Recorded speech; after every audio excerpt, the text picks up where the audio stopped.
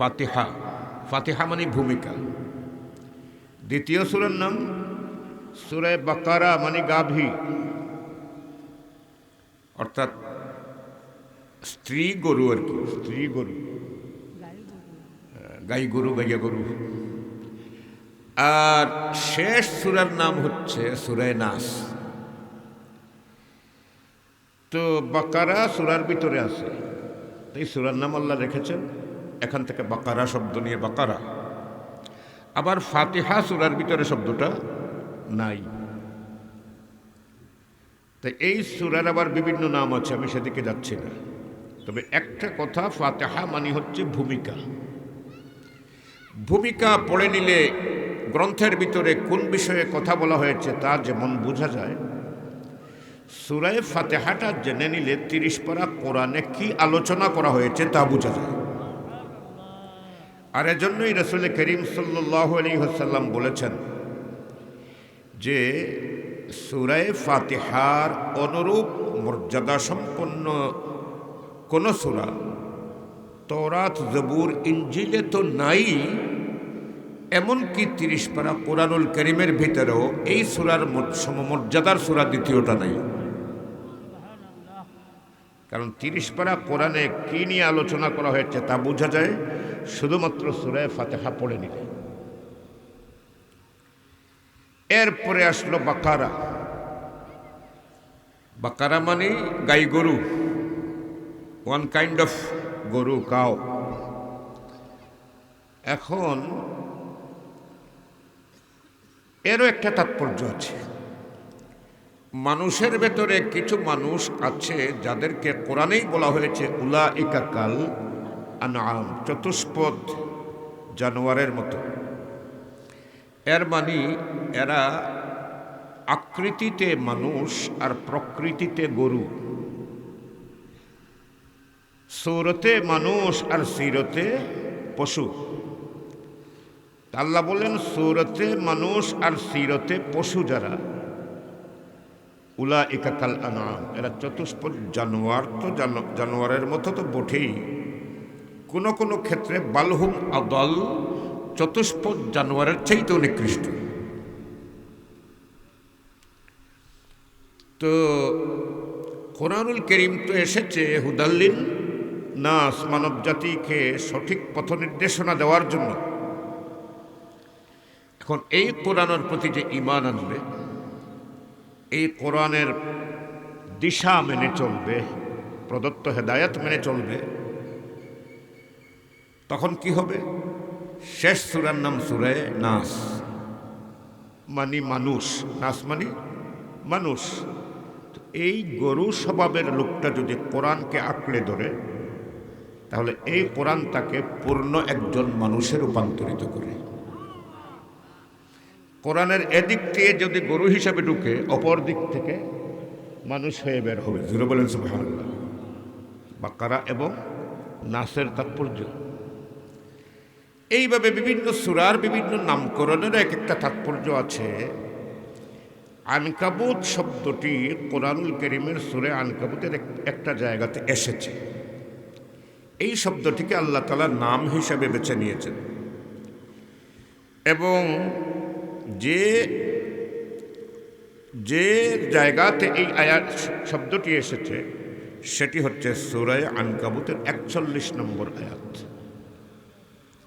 এই ৪১ নম্বর আয়াতে আল্লাহ রাব্বুল আলামিন বলছেন, মাসালুল্লাযীনা ইত্তাখাযূ মিন দুনিল্লাহি আউলিয়া কামাসালিল আনকাবুত। পাইছেন নি? আনকাবুত, কামাসালিল আনকাবুত।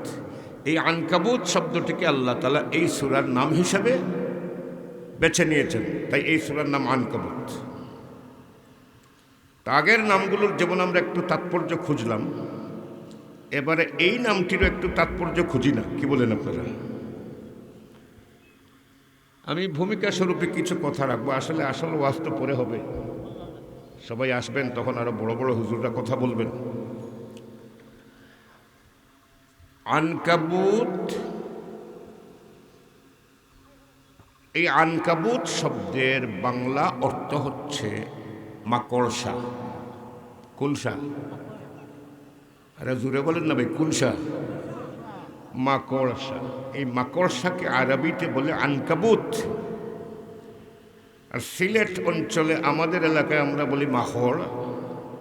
আপনারা কিতা কইন আমি জানি না, মাখড়, যেতে একটু মাখড়, বাংলা বলে মাকড়সা। এই সূরার নাম মাকড়সা কেন? আরো কত সাত ছিল, এই জায়গাতে মাকড়সা কেন? আমার হাজরিন কেরাম, মাকড়সা কেন এই কথাটা বোঝার আগে মাকড়সার গঠন এবং চরিত্র সম্পর্কে একটু আমরা জেনে নিই। মাকড়সা বা মাহড়, তার ঠ্যাং কয়টা? আটটা। আটটা। বিভিন্ন প্রজাতির মাকড়সা আছে, এর ভিতরে ডেঞ্জারাস মাকড়সাও আছে, আদা ডেঞ্জারাস আছে, নর্মাল মাকড়সা আছে। মাকড়সার কামড়ে মানুষ মারাও যায় এমন মাকড়ও আছে। এই মাকড়সাগুলোর কোনোটার চোখ 4টা, আবার কোনোটার চোখ আছে 8টা। সর্বনিম্ন 4টা চোখ থাকে। সাইরো চোখ দিশায়, কথাটা বুঝতে আসতেছে। তার পেটের ভিতরে ষড়যন্ত্রের জাল আছে। কেমনে? যেমন মনে করুন, সে একটা জায়গাতে বা একটা ডালের এক মাথায় সে একটা সুতা টানল, এই সুতাটাকে টেনে টেনে নিয়ে গেল অপর প্রান্তে। এইভাবে প্রথমে 4 দিকে 4টা সুতা টানে। অবাক ব্যাপার হচ্ছে, এই সুতার ভিতরে কিন্তু কোনো পিচ্ছিলতা নাই, কোনো পিচ্ছিল ভাব নাই, একেবারে সুতার মতো। কেন নাই? কারণ সে যখন প্রথম এই সুতাগুলো টানে, এই সুতার পিচ্ছিলতা না থাকার কারণ হচ্ছে যে সে এই সুতা দিয়ে চলাচল করবে, এটা তার রুট, এটা তার রুট। পিচ্ছিল সুতা যদি হয় তাহলে সে নিজেই আটকা পড়বে। এরপরে এই দিক থেকে এই কোণা থেকে ওই কোণায়, ওই কোণা থেকে ওই কোণায় এইভাবে জাল বুনতে থাকে। আর মাঝখানের যে জালগুলো বুনে, এই সবগুলো জাল আঠালো, পিচ্ছিল। দেখছেন তো আপনারা, লাঠা লাঠা না, লাঠা লাঠা। সাইডের গুলো কিন্তু লাঠা না। জাল বোনা শেষ হয়ে গেল, এরপরে সে এর মাঝখানে নিচে এসে বসে থাকলো চুপটি করে। মানে কি? মানে আমি শিকার ধরবার জন্য ষড়যন্ত্রের জাল বুনলাম। বাকি শিকারগুলো ভাববে এটা সাধারণ একটা জাল, নেট, আর এদিকে আসবে। আর যখনই আমার ওই পিচ্ছিল এলাকাতে আসবে তখন আটকা পড়ে যাবে।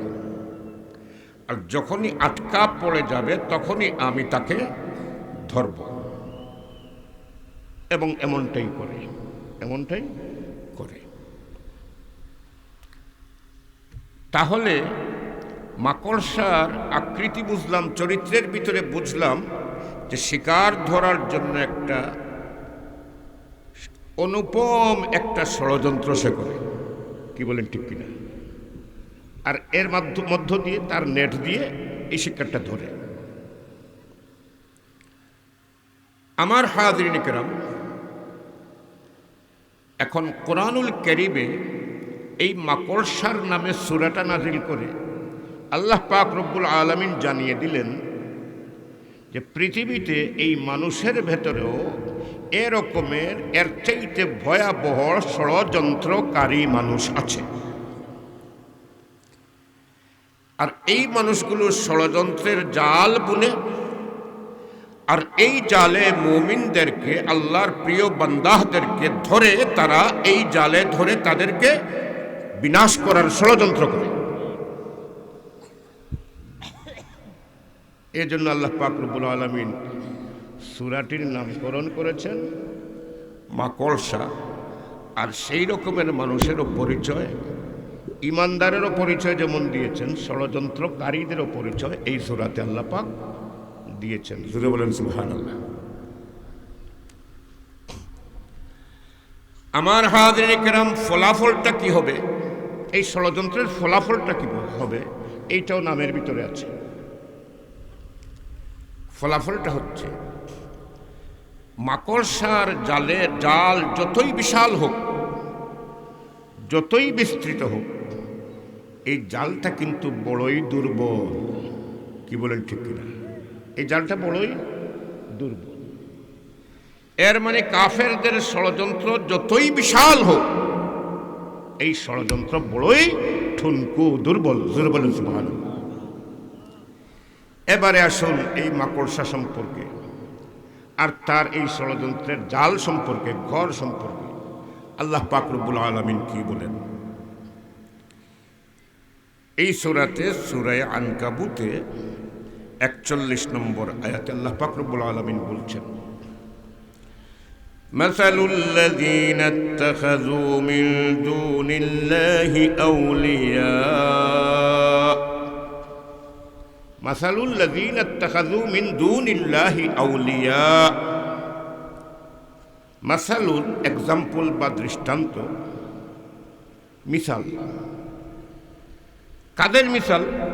আল্লাযীনা ইত্তাখাযু মিন দুনিল্লাহি আউলিয়া, যে মানুষগুলো আল্লাহকে বাদ দিয়ে অন্যান্যদের তাদের অভিভাবক, তাদের অলি, তাদের গার্জিয়ান, তাদের নেতা সাব্যস্ত করে নিয়েছে এবং গ্রহণ করেছে। আল্লাহকে বাদ দিয়ে অন্যান্য অভিভাবক, নেতা, গার্জিয়ান, অন্যান্যদেরকে গ্রহণ করে নিয়েছে।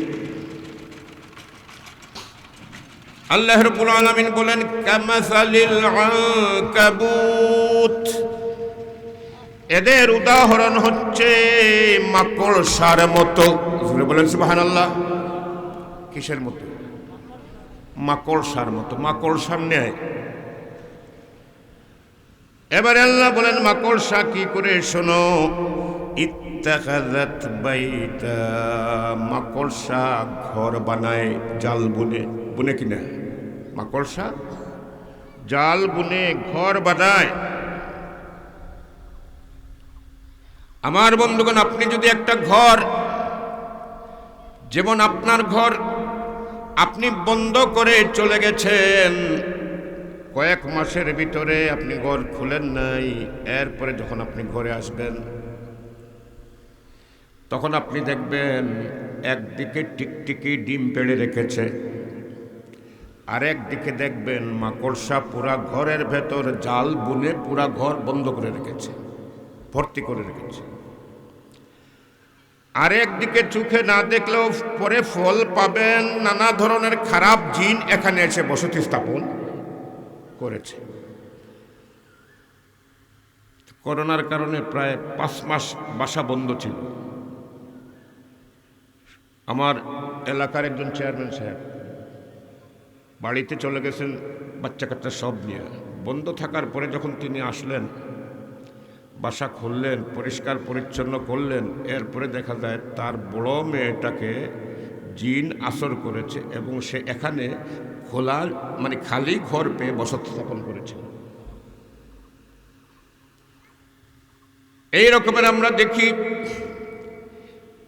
এখন আপনি যে সময় ঘরে প্রবেশ করবেন, তখনই প্রথমে আপনাকে ঘরে প্রবেশ করতে বাধার সৃষ্টি করে যেটা আপনাকে বারণ করে, সেইটা হচ্ছে মাকড়সার জাল। কি বলেন ঠিক কিনা? আমার বন্ধুগণ, এখন যদি সেই মালিকটা মাকড়সার জাল দেখে ভীত হয়ে এখান থেকে চলে যায়, তাহলে সে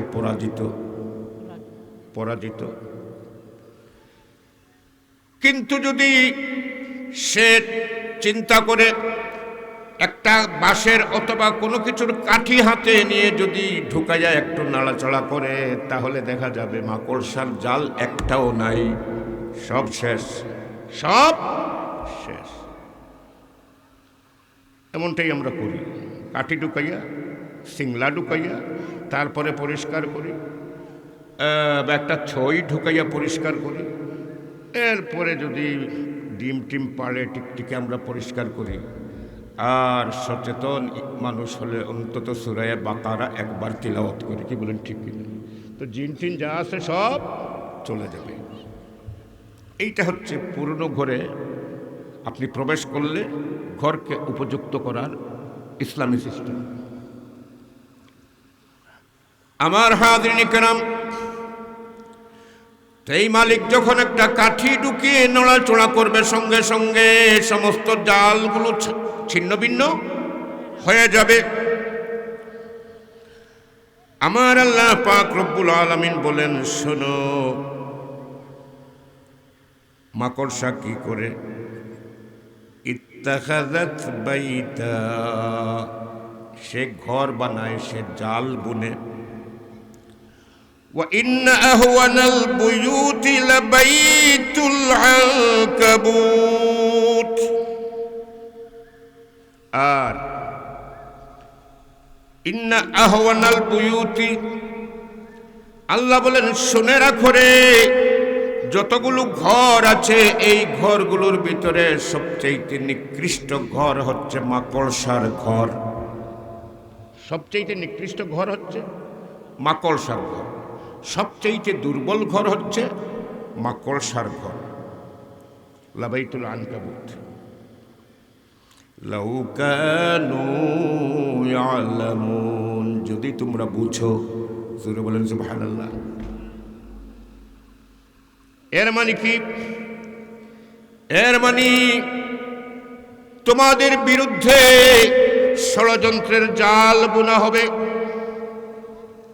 এই ষড়যন্ত্রের জাল অত্যন্ত ব্যাপক হবে।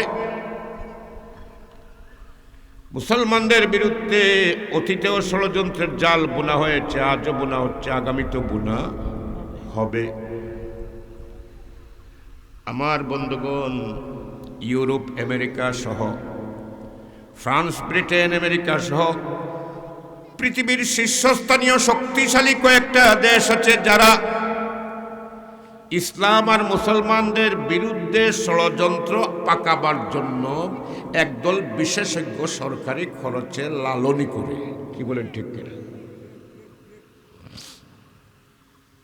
ফ্রান্সের যে নবী মুহাম্মদ সাল্লাল্লাহু আলাইহি ওয়াসাল্লামের ব্যঙ্গচিত্র প্রদর্শন, এটাও সেই ষড়যন্ত্রেরই অংশ। ট্রাম্প চলে গেছে, বাইডেন এসেছে। তো বাইডেন ট্রাম্পের চাইতে অধিক গণতন্ত্রী, এটা কথা সত্য। একে মনে মনে খুশি। অধিক গণতন্ত্রী হলে কি হবে?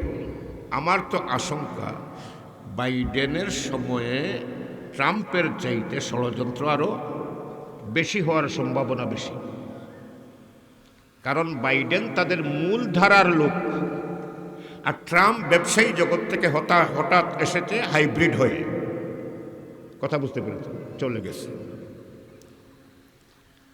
এইভাবে বিশ্বব্যাপী ষড়যন্ত্র চলছে ইসলামের বিরুদ্ধে। আল্লাহ রাব্বুল আলামিন বলেন, হে ঈমানদারেরা, তোমরা কোনো ভয় করো না।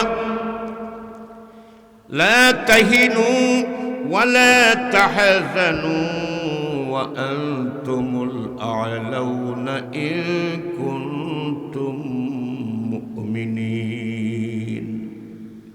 তোমরা কোনো ভয় করো না, কোনো চিন্তা করো না। আনতুমুল আ'লাউনা ইন কুনতুম মুমিনিন, তোমরাই হবে জয়ী যদি তোমরা মুমিন হও। সুবহানাল্লাহ বলুন, যদি তোমরা মুমিন হও। তোমরা সত্যিকার অর্থে মুমিন হলে, আর সব মুমিনেরা একত্রিত হয়ে তোমরা যখন মাথা উঁচু করে নারায়ে তাকবীর আল্লাহু আকবার ধ্বনি দিয়ে দাঁড়াবে, ওই তাকবীরের ধ্বনিতেই তাদের ষড়যন্ত্রের ভিত কেঁপে যাবে। ভিত কেঁপে যাবে। আর ঐক্যবদ্ধ উদ্যোগ যখন নেবে, তখন ওরা তোমাদের সামনে পারার কথা নয়। কিভাবে হযরতে ওমর রাদিয়াল্লাহু আনহুর সেনাবাহিনী, প্রেরিত সেনাবাহিনী আটলান্টিক পাড়ি দিয়েছিল, কিভাবে বিজয় এনেছিল তা তো আপনাদের সামনে হযরত মাওলানা হুজুর রহমান একটু আগে বলেছেন। সুতরাং তোমাদের কোনো ভয়ের কারণ নাই। এই ষড়যন্ত্র দেখেও তোমরা কোনো ভয় করো না, কারণ জেনে রাখবা ষড়যন্ত্র যুগে যুগেই হয়েছে, এটা কিন্তু নতুন না। মুসলমানদের উপরে এই পরীক্ষা নতুন আসে নাই, যুগে যুগে এসেছে। এই পরীক্ষা আসার একটা কারণও আছে। আপনি যখন সোনা কিনতে যাবেন বা আপনি সোনা বিক্রি করতে নিয়ে গেলেন, স্বর্ণকার কিনবে, তখন এই সোনাকে নানাভাবে গোসা মাজা করে কিনা, গোসা মাজা করে পরীক্ষা করে খাঁটি সোনা কিনা।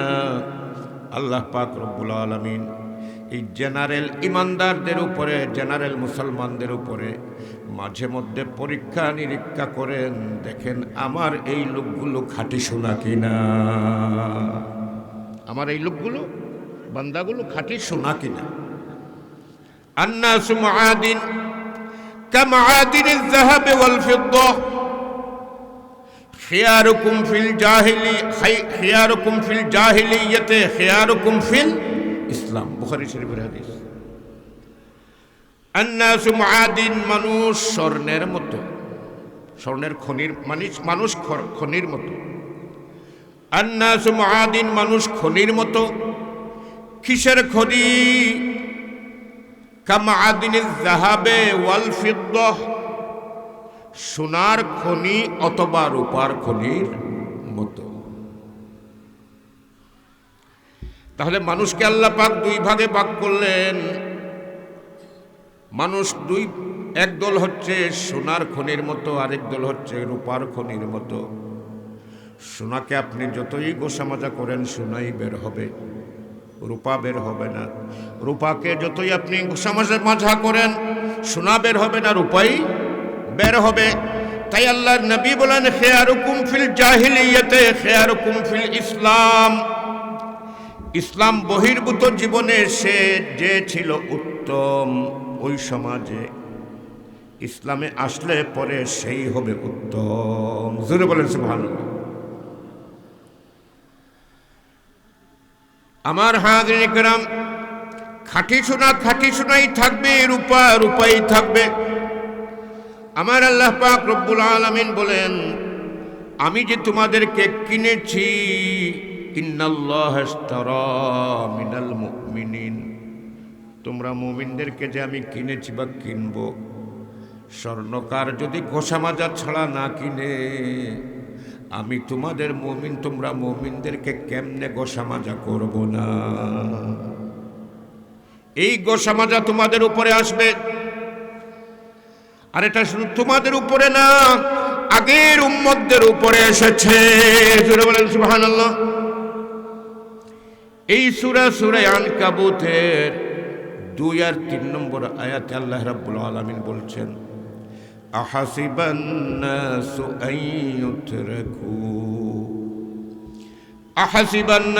আন ইউতরাকু আন ইয়াকুলু আমান্না ওয়া হুম লা ইফতানুন। লোকেরা কি মনে করে নিয়েছে যে আমরা এই কথা বলেছি যে আমরা ঈমান এনেছি? তোমরা কি মনে করে নিয়েছো? শব্দটা তোমরা না, শব্দটা লোকেরা। আমি আপনাদেরকে বুঝাবার জন্য তর্জমাটা এইভাবে করছি। তোমরা কি মনে করে নিয়েছো যে তোমরা ঈমান এনেছো? এই দাবি কারণে, এই দাবি করার কারণে আমি তোমাদেরকে ছেড়ে দেব। ওয়াহুম লা ইফতানুন, আর আমি কি পরীক্ষা করব না, ঘোষামাজা করব না?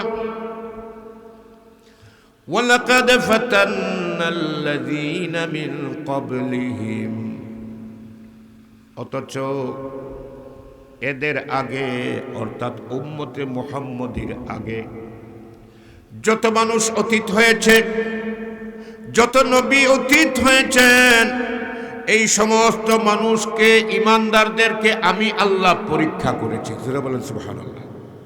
সুবহানাল্লাহ খান কইতা নাই নি জোরে? মাগরিবের বাদর ওয়াজ তো অনকু খাইতা নাই। এর লাগে আপনারা মাতুন দেব, আপনারা অপেক্ষা করুক, ইনশাল্লাহ টাইম মতো পাইবা। আমার হাজিরে কেরাম, রব্বুল আলামিন বলেন এই পরীক্ষাটা আমি কেন করি? শুধু তোমাদের উপরে না, আগের উম্মতদের উপরে আমি এই পরীক্ষা চালিয়েছি। জোরে বলেন সুবহানাল্লাহ। আর এই পরীক্ষাটা কেমন ছিল?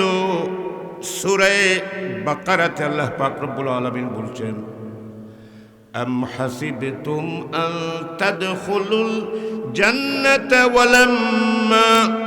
ولما يأتكم مثل الذين خلوا من قبلكم مستهم البأساء والضراء وزلزلوا حتى يقول الرسول والذين معه آمنوا معه متى نصر الله ألا إن نصر الله قريب।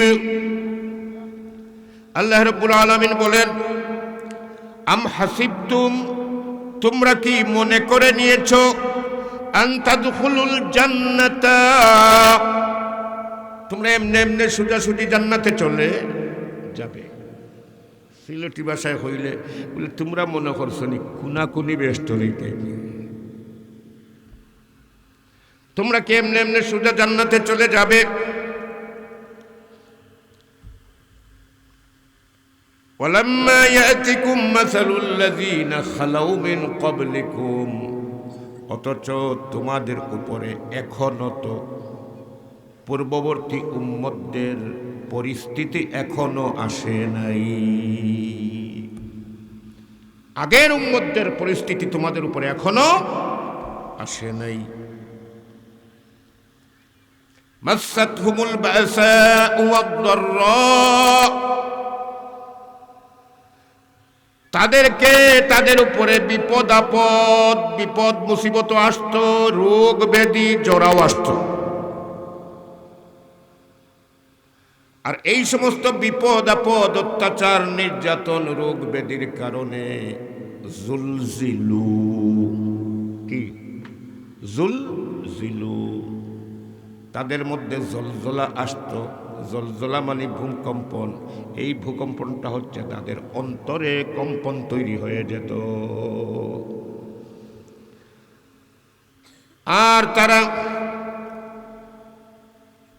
মাসাতহুমুল বাসাউ ওয়াদ-দাররাউ ওয়াজুলজিলু হাত্তা ইয়াকুলার রাসূলু ওয়াল্লাযীনা আমানু মাআহু, এমনকি সেই সময়ের লোকেরা, ইমানদারেরা আর তাদের সঙ্গী, যে তাদের মধ্যেকার যে নবী বা রাসূল ছিলেন, তারা কি করতেন? তারা বলতেন চিৎকার দিয়ে, মাতা নাসরুল্লাহ, কবে আসবে আল্লাহর সাহায্য? আমরা তো এত অত্যাচার, এত মুসিবত, এত নির্যাতন সহ্য করতে পারছি না, আল্লাহ কবে আসবে তোমার সাহায্য? আল্লাহ রাব্বুল আলামিন বলেন, আলা ইন্না নাসরাল্লাহি করিব, মনোযোগ দিয়ে শোনো রে, আল্লাহর সাহায্য অতি নিকটে। জোরে বলেন সুবহানাল্লাহ। মাসের মধ্যে 15 দিন অন্ধকার, 15 দিন আলো। অন্ধকার কেটে গেলে চাঁদ আলো নিয়ে আসে, কি বলেন ঠিক কিনা? রাত শুরু হয়ে বটে, কিন্তু 24 ঘন্টা রাত থাকে না, কি বলেন ঠিক কিনা?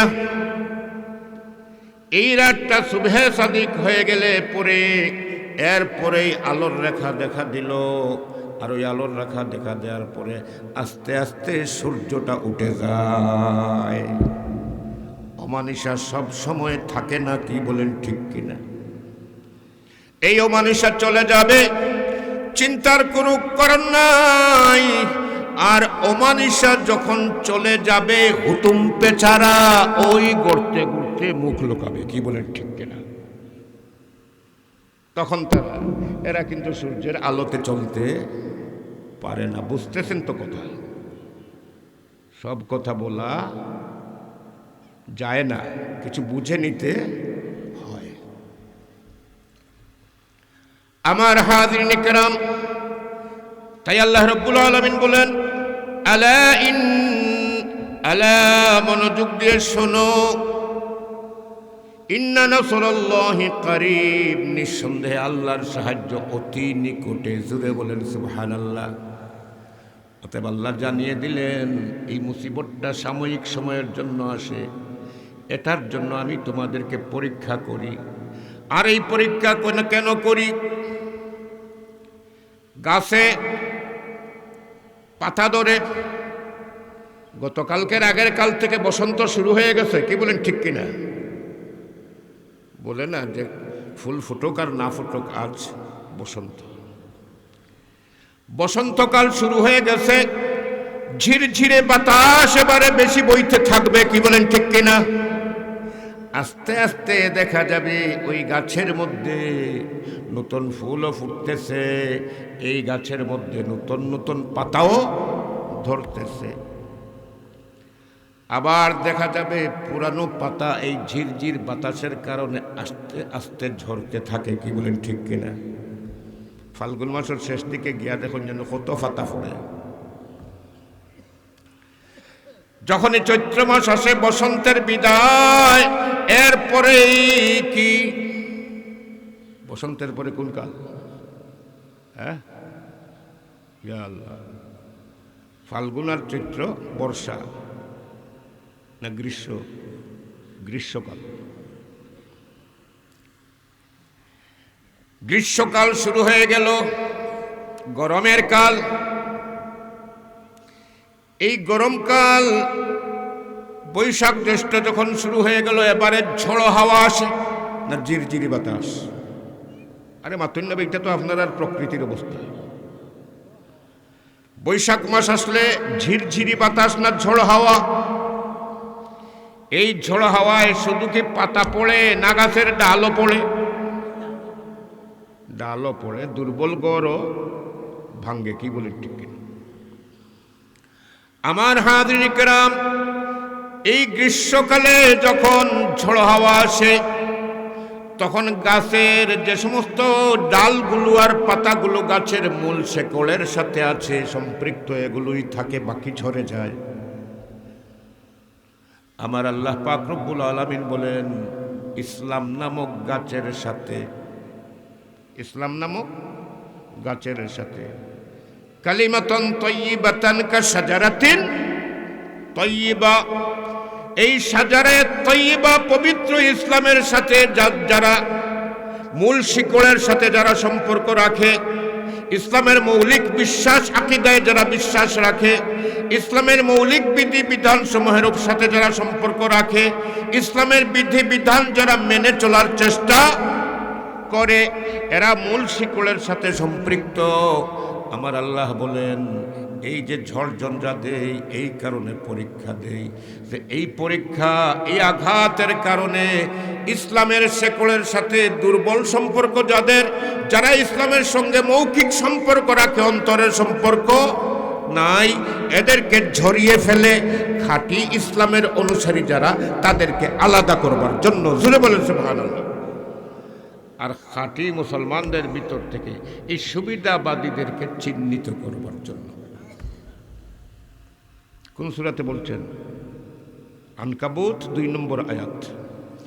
ফালায়ালামান্নাল্লাহুল্লাযীনা সাদাকু ওয়া লায়ালামান্নাল কাযিবিন। আল্লাহ বলেন, এই পরীক্ষা নিরীক্ষায়, বিপদ আপদ ইত্যাদিতে তোমাদেরকে ফেলি এই কারণে যে তোমাদের মধ্যে ইমানের ব্যাপার, ইমানের দাবির ব্যাপারে সাদাকু, সত্যবাদী কারা, আর ইমানের দাবির ব্যাপারে কাযিবিন, মিথ্যাবাদী কারা। এই সত্যবাদী আর মিথ্যাবাদীদেরকে পৃথক করার জন্য, ইসলামের সঠিক পথে কে আছে তাদেরকে ইসলামের সাথে সম্পৃক্ত রাখবার জন্য, আর কারা কারা সুবিধাবাদী, এই সুবিধাবাদীদের ছাঁটাই করবার জন্য আমি আল্লাহ তাআলা এই রকমের পরীক্ষা দিই। সুবহানাল্লাহ কইতা নাই? আমার হাজিরিন কিরাম, এখন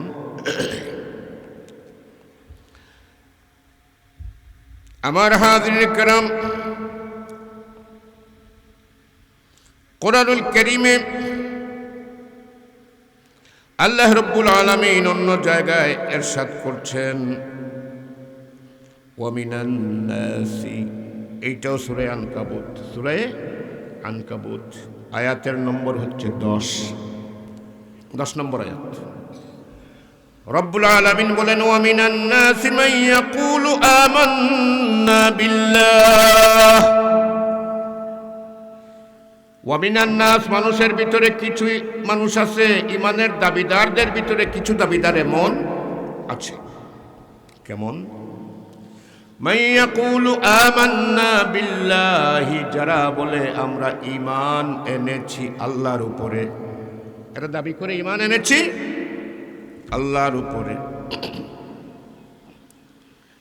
فإذا أوذي في الله جعل فتنة الناس كعذاب الله فإذا أوذي في الله, এই দাবিদারকে যখন, এই ইমানদারদেরকে উযিয়া ফিল্লাহ, আল্লাহর জন্য কোনো কষ্টে তারা পড়ে, আল্লাহর জন্য আল্লাহর পথে চলতে গিয়ে তাদের উপরে যখন কোনো কষ্ট আসে, জুলুম আসে, অত্যাচার আসে, নির্যাতন আসে, জেল আসে, জুলুম আসে, এইভাবে তাদের উপর যদি কোনো কষ্ট আসে, উযিয়া মানে তাদেরকে কষ্ট দেওয়া হয়, জাআলা ফিতনাতান নাসি কাআযাবিল্লাহ, জাআলা ফিতনাতান নাসি কাআযাবিল্লাহ। তো মানুষের দেওয়া এই কষ্ট দেখে তারা ভাবে এটা যেন আল্লাহর উপর থেকে, আল্লাহর পক্ষ থেকে আযাব এসে গেছে। অর্থাৎ মানুষের এই সামান্য কষ্টকে, মানুষের দেওয়া এই সামান্য কষ্টকে ভাবে আল্লাহর পক্ষ থেকে নাকি মস্ত বড় আযাব এসে গেছে। এরা কারা? আচ্ছা, এরপরে বলছেন ওয়ালা ইন জাআ নাসরুম মির রাব্বিক, কষ্ট চলে যাওয়ার পরে যখন সাহায্য আসে, কষ্ট তো কিছুদিন পরে তো সাহায্য আসে, কষ্ট চলে যাওয়ার পরে যখন সাহায্য আসে, মির রাব্বিকা, তোমার রবের পক্ষ থেকে সাহায্য আসে, লা ইয়াকুলুন্না ইন্না কুন্না মাআকুম, তখন তাদেরকে বলতে দেখবে, অবশ্যই তারা বলে ইন্না কুন্না মাআকুম, আমরা তো তোমাদের সাথেই ছিলাম। কথা পরিষ্কার হচ্ছে? আযাব আর কষ্ট যখন আসে মুমিনদের উপরে, তখন দেখা যায় ভালো ইমানদারের উপরে আসে, খারাপ ইমানদারের উপরেও আসে। গড় ফুললে উঠান তাতায়, সিলেটি ভাষায় বলে না, গড় ফুললে উঠান তাতায়, কেউ বাদ ফুলুন না। এইভাবে যখন আযাবটা আসে সময় ভাবে আল্লাহর হুকুমটা কি গজব আইলে জেলা মানুষের ডোলা ডোলা হয় না, সেনের আল্লগে আসলাম, আর অত বড় গজব আজকে আমার উপরে, আমরার উপরে আইলো, তাহতাম নাতে হয়তো আইলো না নে। কিন্তু এই গজব, এই আযাবটা, এই কষ্টটা যখন চলে যায়, তখন তারা ইমানদারদের সঙ্গে মিলিত হয়ে বলে ইন্না কুন্না মাআকুম, আমরা তো তোমাদের সাথেই ছিলাম। আমার হাজিরিন کرام, আওয়ালাইসাল্লাহু বিআলামু বিমা ফি সুদুরিল আলামিন, এই বিশ্ববাসীর কার অন্তরে, কার বুকের ভেতরে কে কোন ইচ্ছা লালন করে, সেটা কি আল্লাহ তাআলা জানেন না? অবশ্যই আল্লাহ তাআলা জানেন। এই যে সামান্য কষ্ট নির্যাতন দেখার পরে ভীত হয়ে পড়ে, এরা তো একদল ইমানদার, কি বলেন ঠিক কিনা? আর এটাকে তারা এত বড় করে দেখে বুঝে আল্লাহর পক্ষ থেকে কি এসেছে? গজব এসেছে, আযাব এসেছে। আমার আল্লাহ পাক রব্বুল আলামিন বলেন, শোনো রে, এটা আমি কেন করি, কেন তোমাদেরকে এই কষ্টের ভিতরে ফেলি, আবার কষ্ট আমি তুলেও নেই, উঠিয়েও নেই, এমনটা কেন করি? 11 নম্বর আয়াতে আল্লাহ পাক রব্বুল আলামিন বলেন وَلَيَعْلَمَنَّ اللَّهُ الَّذِينَ آمَنُوا وَلَيَعْلَمَنَّ الْمُنَافِقِينَ। এইটা আমি এজন্য করি যে ইমানদারদের মধ্যে কারা সত্যিকার ইমানদার খাঁটি মুমিন আর কারা মুনাফিক, অর্থাৎ মুখে ইমানের ইসলামের কথা বলে বুকের ভিতরে নাই, এইটা আমি চিহ্নিত করবার জন্য এমনটা করি। জোরে বলেন সুবহানাল্লাহ, আরো জোরে বলেন সুবহানাল্লাহ। সুতরাং হাজিরিন কিরাম, এই যে কষ্ট, দুঃখ, মুসিবত, এরপরে আবার শোক, শান্তি, এইটা একটা পরিক্রমা, আল্লাহ পাক রব্বুল আলামিন প্রদত্ত পরিক্রমা। এটা মুমিনদের জীবনে ঘটতেই থাকবে। কিছুদিন সুখ আসবে, কিছুদিন কষ্ট আসবে, কিছুদিন চৈত্র মাসের প্রখর গরম রোদ আসবে, আবার কিছুদিন ফাল্গুন মাসের নাতিশীতোষ্ণ আবহাওয়া আসবে। কি বলেন, ঠিক কিনা? সুতরাং এইটা একটা প্রক্রিয়া, এই প্রক্রিয়া চলতেই থাকবে। এই অবস্থায় তোমাদের উচিত হবে না যে তোমরা আল্লাহ পাক রব্বুল আলামিনের ব্যাপারে নিরাশ হয়ে যাবে। উচিত হবে না তোমরা আল্লাহর দ্বীন থেকে দুর্বল হয়ে যাবে। উচিত হবে না এই সমস্ত পরীক্ষা নিরীক্ষা দেখে পিছিয়ে পড়বে। এবারে বলুন, যতগুলো কথা বললাম আসলে অংশ অংশ করে রিপিট করলে আরও সময় যাবে, তো মোটামুটি আমি কি বলতে চেয়েছি আপনারা তো বুঝতে পেরেছেন, কথা বলেন না ভাই? সুতরাং অন্ধকার সব সময় থাকে না, কষ্ট আসে। ইন্না মাআল উসরি ইউসরা, আল্লাহ বলছেন এরপরেই সুখ আসে। অর্থাৎ আমরা যদি সুখের উপরে এটা মেনে চলি, তাহলে আগামীতে যখন আমরা মারা যাব, আল্লাহ পাক চিরস্থায়ী সুখের জায়গা জান্নাত আমাদেরকে দান করবেন। আমিন। ওয়া আখিরু দাওয়ানা আলহামদুলিল্লাহি রাব্বিল আলামিন। সাল্লাল্লাহু আলা সাইয়্যিদিনা মাওলানা মুহাম্মদ ওয়া আলা আলিহি ওয়া সাহবিহি। সাল্লাল্লাহু আলা সাইয়্যিদিনা মাওলানা মুহাম্মদ। একটা মুনাজাত করি। আল্লাহুম্মা আমিন। আলহামদুলিল্লাহিল্লাযী হাদানা লিহাযা ওয়া মা কুন্না লিনাহতাদিয়া লাউলা আন হাদানাল্লাহ। লাকাদ জাআত রাসূলু রাব্বিনা বিল হক। রব্বুল আলামিন, আল্লাহ, এই ওলিউর রহমান স্মৃতি পরিষদ কর্তৃক আয়োজিত আজকের এই মাহফিলকে আউয়াল থেকে আখির পর্যন্ত কবুল ও মঞ্জুর ফরমাও। আল্লাহ, একে ওসিলা করে আমরা আমাদের জিন্দগির গুনাহটা মাফ করে দাও। এই মজলিসের तमाम সওয়াব তোমার মায়ার নবী, সাহাবায়ে কেরাম, তাবেঈন, তবে তাবেঈন, মুহাদ্দিসিন, মুফাসসিরিন, আমাদের মুর্দেগান, বিশেষ করে হযরত মাওলানা ইব্রাহিম তশনা রহমতুল্লাহ আলাইহি, ওলিউর রহমান রহমতুল্লাহ আলাইহি সহ এই এলাকার মাটির নিচে যত মুমিন মুমিনাত শুয়ে আছেন তামামের আরওয়াহ পাকের উপরে পৌঁছে যেত। আল্লাহ, আমাদের বাকি জিন্দগি মকবুল বন্দেগীর জন্য কবুল আর মঞ্জুর ফরমাও। আয় আল্লাহ, আমাদের জীবনে ইমানি যত পরীক্ষা, সেই পরীক্ষাগুলোতে আমাদেরকে ইমানের উপরে মজবুত রেখো। আয় আল্লাহ, পরীক্ষাগুলোতে কামিয়াবি দান ফরমাইও। আয় মৌলাই করিম, আয় আল্লাহ, আল্লাহ, আমাদের দুনিয়া থেকে করোনা ভাইরাস নামক গজবকে তুমি দয়া করে তুলে নাও। আল্লাহ, দুনিয়ার মানুষকে হেফাজত ফরমাও। আর মুসলমানদের ভিতরে যারা ইতিমধ্যে মৃত্যুবরণ করেছেন তাদেরকে শহীদি দরজা দান ফরমাও। আয় আল্লাহ, আমাদের বাকি বিমারদের শিফায়ে কুলিয়া দান করো। প্রত্যেকের নেক হাজাত পুরা ফরমাও। মজলিস কায়েম করতে গিয়ে যারা উদ্যোগ নিয়েছেন, কষ্ট করেছেন, মেহনত করেছেন, টাকা পয়সা দিয়েছেন, আমরা যারা হাজির হয়েছি, আমাদের সবার জন্য এই মজলিসকে ময়দানে মাহশারে নাজাতের ওসিলা বানিয়ে দিও। আল্লাহ, হারমাইন শরীফাইন বারবার আমাদের নসিব করে দিও। আল্লাহ, জীবদ্দশায় আমাদের তোমার দিন বিজয়ী হয়েছে এটা দেখে যাওয়ার সুযোগটা আমাদেরকে দিও। ও সাল্লাল্লাহু তাআলা আলা খাইরি খালকিহি মুহাম্মাদিন ওয়া আলিহি ওয়া আসহাবিহি আজমাইন বিরহমাতিকা ইয়া আরহাম।